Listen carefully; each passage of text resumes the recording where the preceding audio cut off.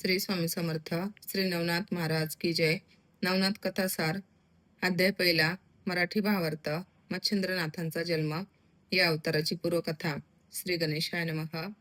द्वापार युगाच्या अंती पुढे येणाऱ्या कलियुगास भक्ती महात्मा वाढवून लोकांचा उद्धार करण्याच्या दृष्टीने द्वारकाधीश भगवान श्रीकृष्णांनी जो बेत आखला तो सर्वांना कळवण्यासाठी त्यांनी एका विशेष सभेचे आयोजन केले होते.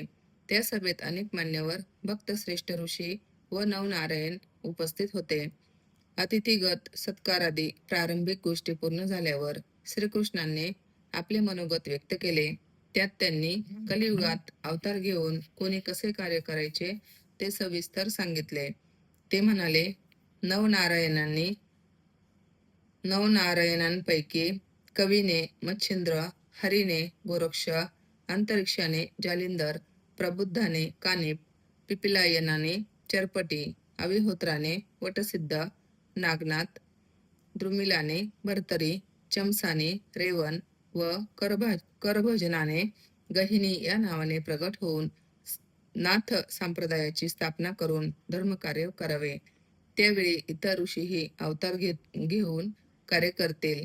कवी वाल्मिकी तुलसीदास होईल, शुकमुनी महाभक्त कबीर होईल, महामुनी व्यास जयदेव होईल, माझा प्राणप्रिय उद्धव नामदेव होईल, भक्तश्रेष्ठ जांबुवंत नरहरी होतील, बंधू बलराम पुंडलिक नावाने प्रसिद्ध होईल, तर कैलाशपती शंकर, मी स्वतः, ब्रह्मदेव, आदिमाया ही मंडळी निवृत्ती, ज्ञानदेव, सोपान आणि मुक्ताबाई या 4 भावंडांच्या रूपात प्रगट होऊन कार्य करतील.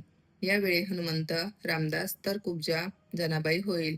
याप्रमाणे आपण सर्वांनी अवतार घेऊन भक्ती महात्मा वाढवायचे आहे. ते ऐकून यदुसभेत भगवत कार्यास सर्वांनी आपली संमती दर्शवली.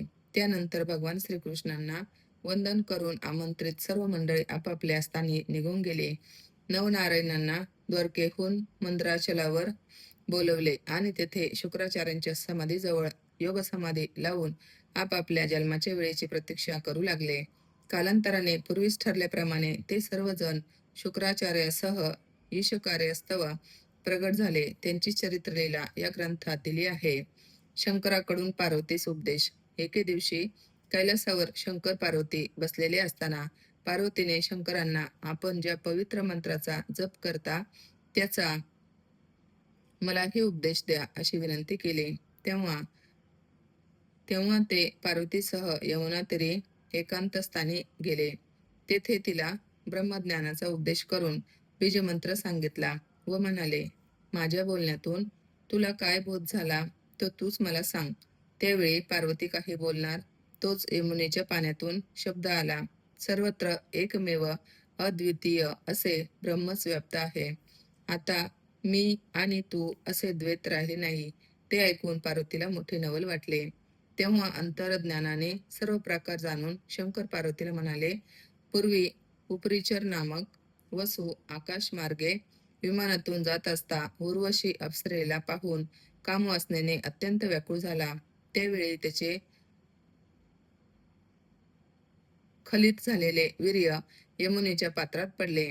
ते वीर्य एका मत्सिनीने गिळले. त्यामुळे ती गर्भवती होऊन तिच्या गर्भात कविनारायणाने संचार केला.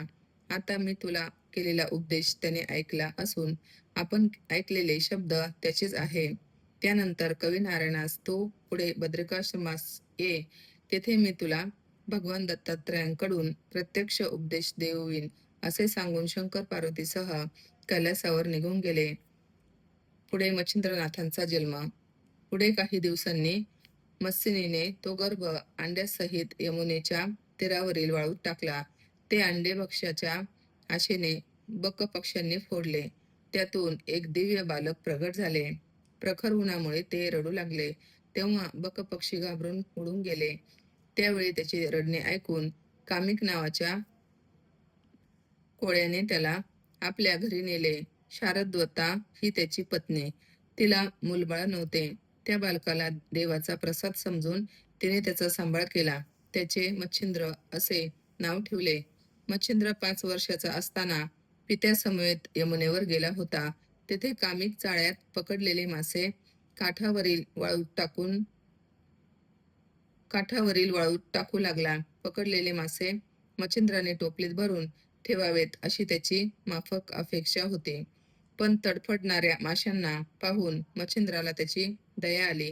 त्याने ते मासे पुन्हा नदीत सोडण्यास सुरुवात केली.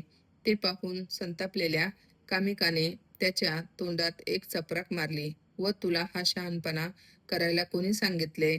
भूतदया करून पोटात काय भिक्षान्न घालणार आहेत? असे म्हणून तो पुन्हा मासे पकडण्यास गेला. तेव्हा दुसऱ्याचे जीवित हरण करून जगण्यापेक्षा दोषरहित असे भिक्षान्न खाऊन राहिलेले बरे असा विचार करून मच्छिंद्र आपल्या धर्मपितेची नजर चुकवून पळाला. पुढे ठिकठिकाणी हिंडत तो बद्रिकाश्रमास गेला. तेथील शांती व स्थान पवित्र पाहून त्याला खूप बरे वाटले. तेथे त्याने 12 वर्ष निराहार राहून घोर तपस्या केली. त्या तपाने त्याचा देह अक्षरशः अस्थिपंजर व काट्यवत असा झाला होता. अशा प्रकारे मच्छिंद्राची तपश्चर्या चालू असताना एके दिवशी भगवान दत्तात्रेय बद्रिकाश्रमास आले.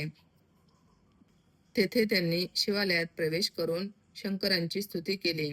तेव्हा रुद्राने प्रगट होऊन त्यांना दर्शन दिले आणि त्यांचा उत्तम आदर सत्कार करून त्यांना तेथील रम्य वनप्रदेश पाहण्यास नेले. अध्याय 1 समाप्त. या अध्यायाचा लाभ. या अध्यायाच्या नित्यपठनाने सर्व प्रकारच्या बाधा नाहीशा होतात. अवधूत चिंतन श्री गुरुदेव दत्त. नवनाथ महाराज की जय. आदेश आदेश आदेश.